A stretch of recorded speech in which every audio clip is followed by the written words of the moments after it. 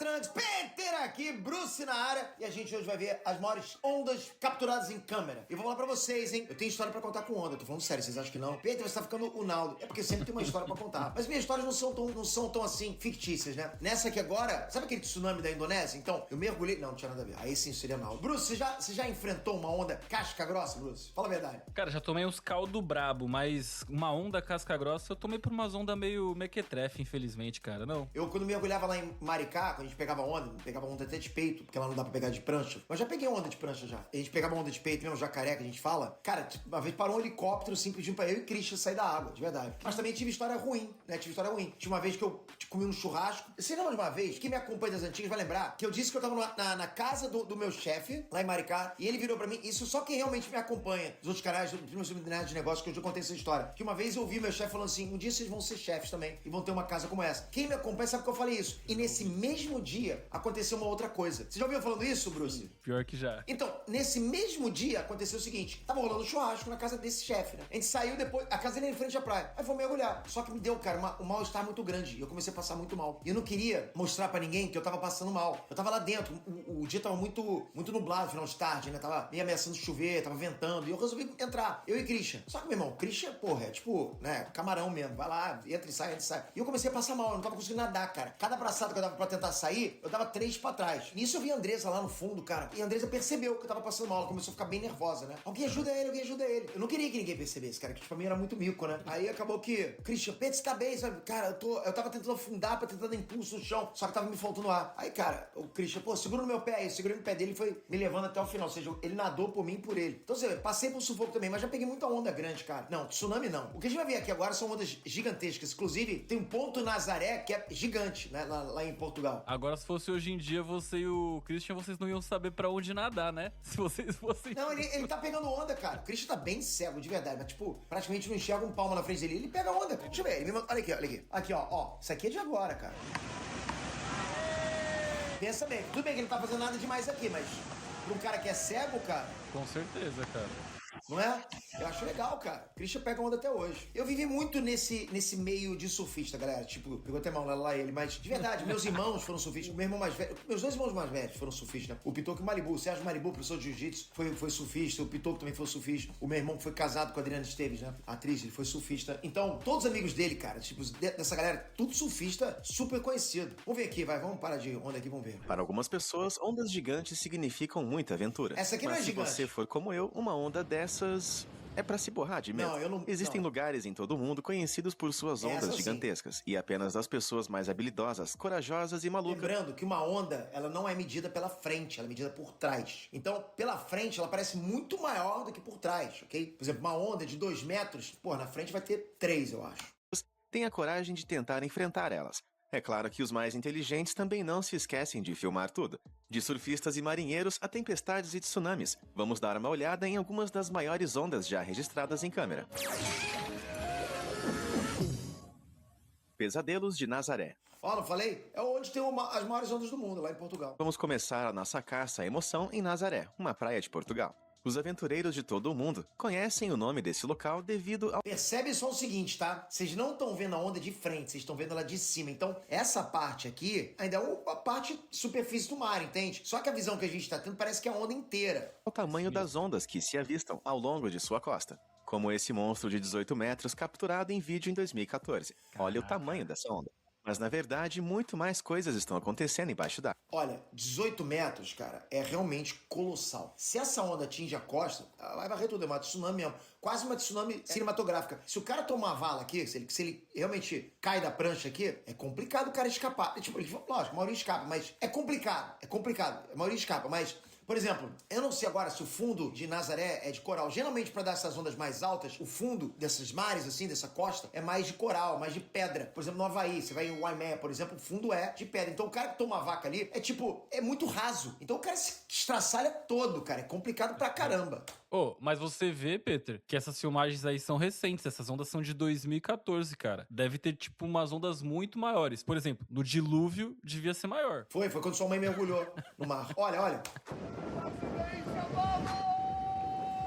lá. Veja bem, por debaixo das ondas está o desfiladeiro de Nazaré. Um desfiladeiro submarino que tem uma profundidade máxima de quase 4.900 metros. Normalmente, quando as ondas viajam em direção a uma costa, elas são reduzidas à medida que o fundo do oceano fica mais raso. Mas em Nazaré, o cânion faz com que a água fique incrivelmente profunda antes de se aproximar da costa, resultando em ondas que sobem muito de repente. É por isso É porque vem a massa d'água, só que, cara, se você estiver boiando no fundo do mar, tu não vai sentir a onda passar porque tá passando embaixo, né? Só que essa massa d'água tem que continuar. Só que quando ela encontra a costa, ela vai subindo, porque é como se fosse uma montanha, né? Chegando, né? Um arquipélago, uma ilha. O continente passa a ser, tem que subir aquele relevo ali embaixo, empurrando toda a água pra cima. isso que recordes mundiais de surf são normalmente feitos aqui. Como essa vez que o recorde mundial de 23,7 metros ficou com Garrett McNamara, Caraca. em 2011. Como ele Tem um aqui que morreu, não me lembro se foi ele. consegue fazer parecer tão fácil? Bom, com certeza fácil não é. McNamara revelou mais tarde que a água que o atingiu daquela altura parecia uma tonelada de tijolos quebrando em seus ombros. E se você achou aquela onda assustadora, dá só uma olhada nessa aqui, surfada por Lucas Chumbo em fevereiro de 2017. É o Pedro Eu espero que ele não Scooby, tenha o isso peso do nome dele.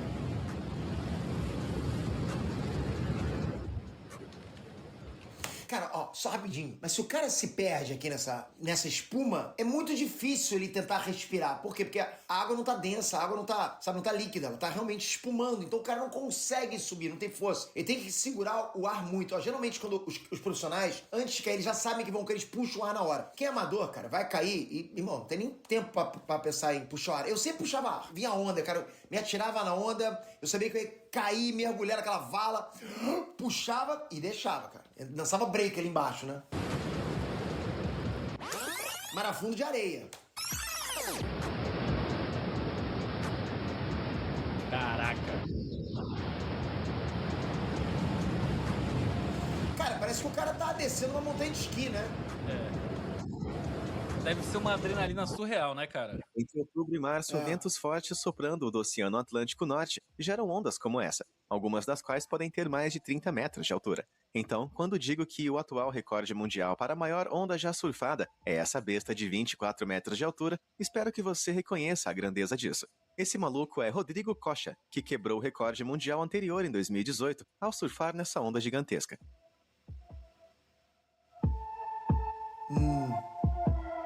Caraca, bro. Na boa, mano. Cara, é uma montanha que tá desabando. Tipo, é o cara descendo uma montanha de neve com uma avalanche atrás dele. E assim, o cara não escolhe a onda. Quer dizer, lógico que ele escolhe a onda que tá vindo. Mas eles dropam. Eles não conseguem imaginar que, pô, tô descendo agora a maior onda vou quebrar meu recorde. A onda vai se formando atrás dele e o cara não imagina. Depois ele sai e pergunta, e aí, cara, como é que foi? Os caras falam, meu irmão, olha a onda que tu surfou aqui. Entende? Então tem que ter sempre alguém, não sei se você sabe disso, né, Bruce, mas fica um cara lá fora, num ponto específico, porque é padronizado, pra filmar, e eles medem com régua e o caramba, pra saber. É, cara, isso aí tem que ser registrado. Agora, eu pergunto pra vocês, imagina a quantidade de surfista que não já surfou uma onda gigantesca, maior que 24 metros, mas que não tinha um cara pra filmar na hora, entende? Você tem que estar tudo preparado, cara, todo ambiente preparado pra poder registrar esse recorde. Quando fazer isso, o mar não seria mais azul, e sim marrom. Porra, narrador, na boa, hein, cara? Tsunami assustador. Você talvez pense que o poder de uma onda enorme vem apenas de sua altura, mas as imagens do tsunami japonês de 2011 provam que isso está errado de forma impactante. Após um terremoto de magnitude 9.0 na costa de Tohoku, Você viu? Você viu a costa agora, meu Você já irmão? foi lá? Já foi Coisa lá? louca, hein, bro? Tohoku é brabo, hein, cara? Mas aí, foi lá na costa de Tohoku, foi 9.0. 9.0 é a amplitude que tem na escala Richter, né, de terremoto. É o maior terremoto que tem. guarda costeira japonesa se deparou Já lhe ocorreu? Eu já peguei terremoto. Inclusive um em Portugal. Aliás, cara, porra, morei na Califórnia, que eu moro na Califórnia, e passei por alguns terremotos lá. Mas terremoto que eu passei lá, só pra vocês entenderem, não foi sacudindo, né? Foram dois que foram assim, ó.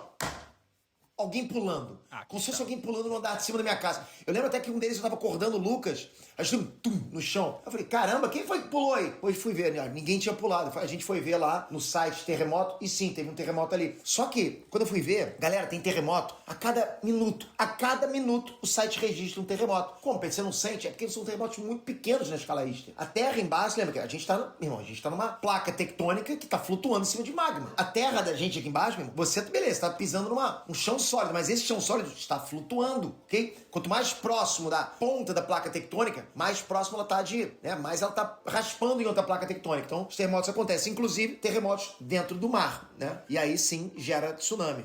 Mas o que eu peguei em Portugal, cara, aí esse sim tremeu. Tava dentro do hotel. Falei, caraca, meu irmão. Então, lembro que tava eu e Andressa, assim, final de tarde, tava deitado na cama, lendo, a gente não tava fazendo nada demais, ok? E deu tremeu, cara. Ainda eu perguntei assim, Bruce, Andressa, tu comeu repolho? Porque, porra, tremeu muito, cara. Não se compara aos dos dinossauros, não. Nem a porrada, nem da época que tua mãe dava peido, cara. Olha aqui, ó. A apenas 5 quilômetros da costa. Olha. Mas como uma parede de água tão longa e alta apareceu de repente no oceano? Bom, quando o fundo do mar, em um lado de uma falha geológica, se levanta de repente, levantando assim uma vasta extensão de água junto com... Foi um terremoto, né? Terremoto que levantou parte do chão, levou toda uma massa d'água pra frente e não tem como frear uma massa d'água dessa. ela, chamada de frente de tsunami. De acordo com as estimativas dos guardas costeiros em pânico, essa frente em particular tinha cerca de 9 metros de altura, deixando eles sem escolha a não ser tentar atravessar por cima.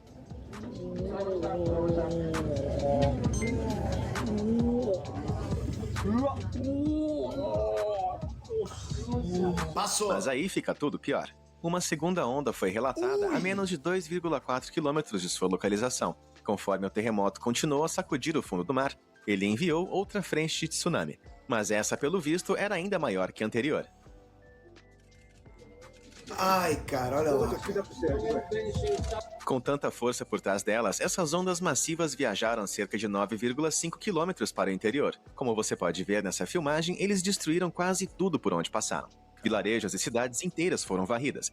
E o governo japonês estima que 5 milhões de toneladas de destroços foram varridos para o mar. A natureza é bizarra. O Japão é um país castigado, né, cara? E eu não sei se vocês já viram as imagens desse tsunami aqui no Japão, ou até na Indonésia também. Cara, as imagens são perturbadoras demais, porque você começa a pensar, tem criança aqui no meio, tem criança que a gente olha, assim, que olha de longe, quem olha de longe não consegue imaginar, não consegue entrar no sofrimento de alguém que tá preso numa casa dessa aí, de um senhor, de alguém que perdeu um parente. Nossa, cara, nossa. Ó, eu lembro que eu morava no Floresta Country Club, em frente a uma favela no Rio de Janeiro, que era Rio das Pedras. Quem mora no Rio, na Barra, sabe qual que eu tô falando. E rolou em 95, se não me engano, 1995, rolou uma enchente ali embaixo. Quando acabou a enchente, eu desci. Eu e meu irmão, a gente desceu pra ver o que tava acontecendo. Pra você ter noção, a gente começou a andar nas ruas, tá? E quando a gente percebeu, a gente tava andando em cima do teto, do telhado de algumas casas. Ou seja, os destroços, a terra que veio... cobriu casas, cobriu carros, cobriu tudo. E uma cena me marcou demais, cara. Uma cena me marcou demais e me pesa muito pra falar isso. Foi quando eu tava descendo, né, a rua de paralelepípedo ali do clube que eu morava. Tava subindo o professor de tênis do condomínio, né? E a gente perguntou pra ele alguma coisa. Falou, tá tudo bem. Ele olhou pra gente e fez assim... E continuou, tipo, ele sempre foi um cara super alegre. E não falou que a gente foi embora. Aí depois me falaram que ele tinha 3 filhas. A água entrou na casa dele, levou 2. Ele conseguiu salvar uma. Que isso? Imagina, 2 filhinhas, cara. É brabo. Você consegue ter um vislumbre do que é um sofrimento desse. Meu irmão, é a natureza agindo sem dó nem piedade. Custos dos danos causados pelo terremoto e tsunami chegaram a 300 bilhões de dólares, enquanto 20 mil pessoas morreram e outras 2.500 desapareceram. Infelizmente, muitos ainda estão desaparecidos até hoje. Golfo da Biscaia. O Golfo da Biscaia é famoso por suas tempestades violentas e ondas grandes, pois fica exposto ao violento Oceano Atlântico. Mas mesmo em um dia de aparência calma, os mares dessa baía definitivamente não são confiáveis, nem mesmo por petroleiros resistentes e navios tanques. É só dar uma olhada.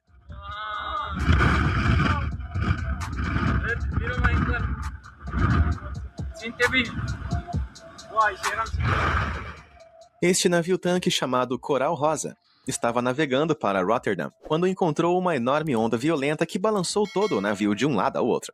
E isso não é pouca coisa, visto que o Coral Rosa tem mais de 30 metros de largura. Pô, ou seja, quase